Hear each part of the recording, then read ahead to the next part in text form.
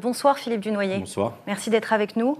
On vient de le voir, une partie des indépendantistes s'est donc positionnée contre cet accord cette semaine après le revirement de l'UC. Quelle est votre lecture de la situation ? Alors d'abord, il faut bien sûr relever le positionnement de l'UC avec un communiqué cette semaine quand même qui positionne l'UC dans le cadre de la poursuite des discussions. Je cite, donc ça c'est très important parce qu'il ne faut absolument pas que le dialogue soit rompu.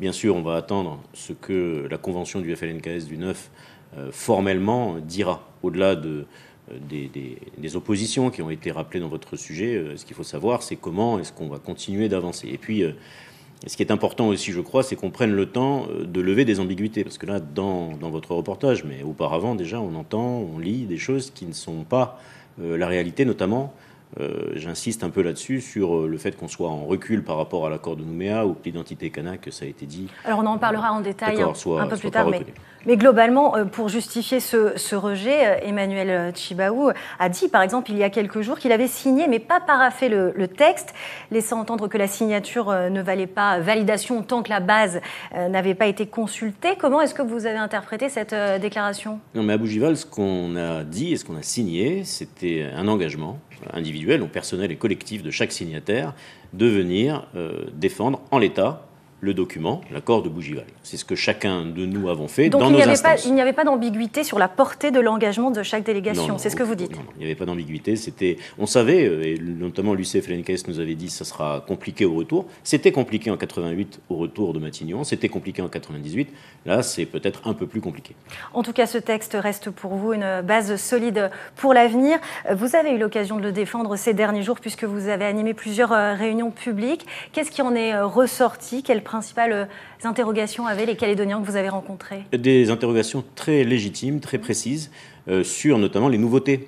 C'est un accord quand même qui crée un État sui generis, qui crée une nationalité, qui transfère des compétences régaliennes, qui permet une loi fondamentale. Donc les personnes qu'on a rencontrées dans les réunions qu'on a organisées dans l'agglomération, à la fois à Koné et d'ailleurs qu'on organisera bientôt à Bourail, posaient des questions qui étaient légitimes parce que visiblement elles avaient compris qu'on était dans une étape nouvelle du processus d'émancipation et de décolonisation.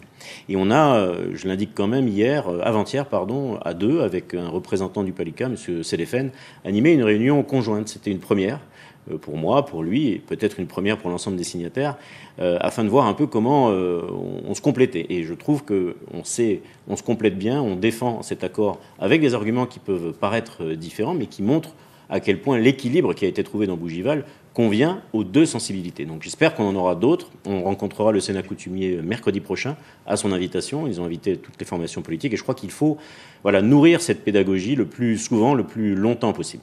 Alors rentrons dans le détail de cet accord, si vous le voulez bien, parce que parmi les critiques qui sont soulevées par l'Union calédonienne notamment, il y a l'idée qu'il ne respecterait pas les fondamentaux justement de la décolonisation, notamment en ce qui concerne la reconnaissance de l'identité kanak. L'Union calédonienne qui dénonce une dilution, c'est le terme, de cette identité au sein du peuple calédonien. Quelle est votre position sur cette critique ? Alors, elle est erronée. Elle est erronée d'abord parce que dans le préambule de l'accord de Bougival, il est dit expressément que les accords Matignon et l'accord de Nouméa sont des acquis historiques. Donc ça, c'est très clair. Ensuite, dans l'accord de Bougival, il est dit que les dispositions de l'accord de Nouméa qui ne sont pas contraires à Bougival demeurent. Et si vous permettez, j'ai fait un petit exercice pour regarder, j'ai stabiloté en jaune dans le préambule, tout ce qui reste. Donc voilà tout ce qui reste du préambule, donc tout reste dans le préambule en vigueur. Et dans l'accord, c'est la même chose. On a 95% de l'accord qui reste tout à fait en application. Et c'est normal, puisqu'en fait, les seules dispositions qui sortent, c'était celles qui étaient nécessaires pour l'organisation des référendums ou la mise en œuvre de l'accord de Nouméa. Donc, tout l'accord de Nouméa, à 95%, son préambule, qui reconnaît la place de l'identité kanak, demeure. Quand j'entends l'UC dire que l'accord de Nouméa est un plancher, je peux leur répondre, ça tombe bien, le plancher, il est toujours stable, il est toujours là. Donc il y a finalement différentes interprétations. Oui, je pense que là encore, il faut pas hésiter à comprendre qu'il puisse y avoir des ambiguïtés. C'est un sujet qui est compliqué, y compris pour ceux qui l'ont pratiqué. C'est pas toujours simple. Et il faut faire de la pédagogie, donc il faut aller à la rencontre aussi des personnes, répondre à leurs questions, comprendre qu'ils puissent s'interroger et montrer qu'en réalité, leurs interrogations, en tout cas sur cette partie-là, sont erronées. Mais sur cette partie-là, est-ce qu'on peut concilier, selon vous, cette volonté de de reconnaissance spécifique, avec l'idée d'un destin commun qui inclut toutes les communautés de la Calédonie sans qu'aucune d'entre elles ne se sente marginalisée au profit des autres. C'est aussi justement une des dimensions intéressantes de l'accord de Bougival qui consacre le peuple calédonien, qui est la réunion de l'ensemble des communautés qui font la Nouvelle-Calédonie, mais sans bien sûr nier ni l'importance ni la place de ces différentes populations, de ces différentes identités. Donc l'objectif du destin commun, la recherche d'un peuple et de valeurs à partager dans un contrat social ensemble, ça c'est l'objectif au long cours. Mais à aucun moment, évidemment, sinon je ne vois pas comment le Palika pourrait être en accord avec Bougival, on a pu revenir sur la reconnaissance de chacune de ces communautés, et singulièrement celle de la communauté kanak. Autre point sensible, celui du corps électoral. Alors le texte prévoit un dégel partiel avec 15 ans de résidence et l'élargissement aux natifs. C'est un compromis raisonnable selon vous ?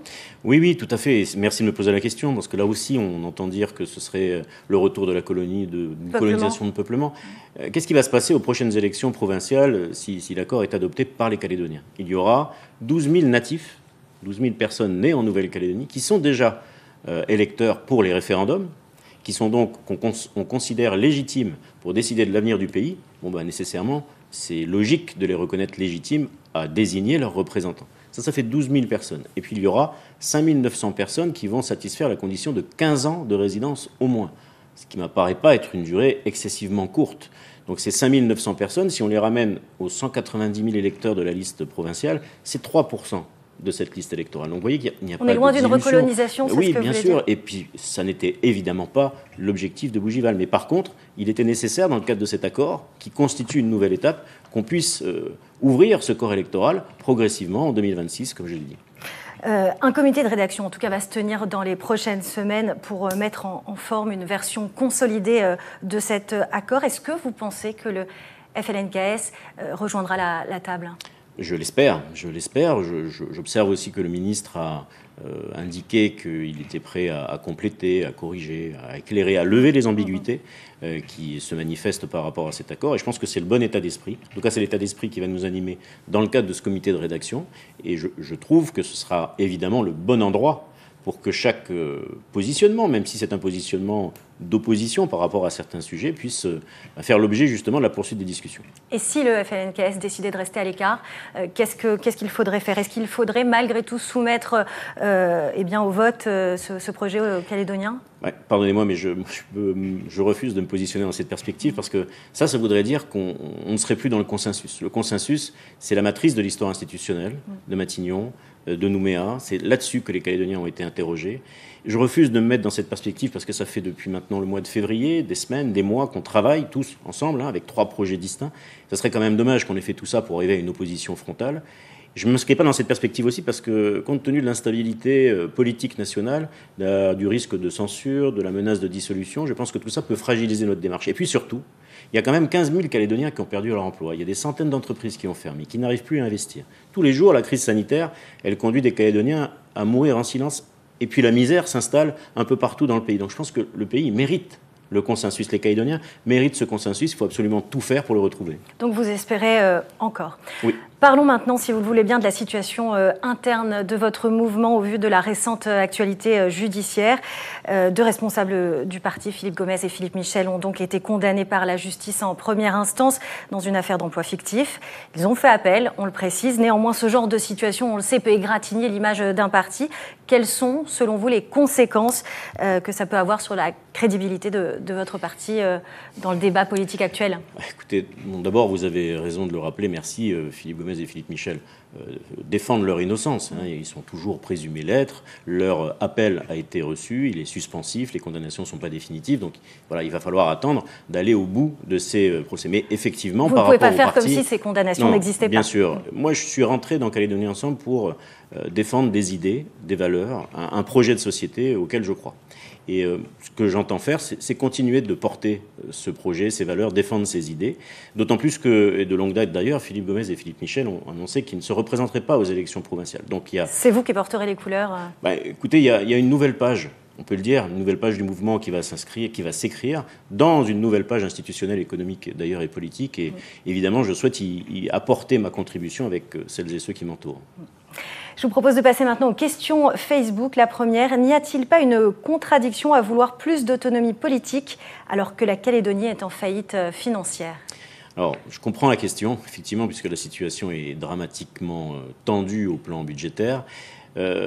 L'accord de Bougival est un accord qui doit se comprendre de deux manières. Il y a deux équilibres. Il y a un équilibre politique sur la partie institutionnelle et un équilibre économique et politique. Nous avons négocié avec l'État la garantie, même s'il y a encore beaucoup de choses à dire, pour permettre d'accompagner le territoire dans le redressement économique, dans l'effacement de sa dette, dans la résolution des problèmes de la situation du nickel.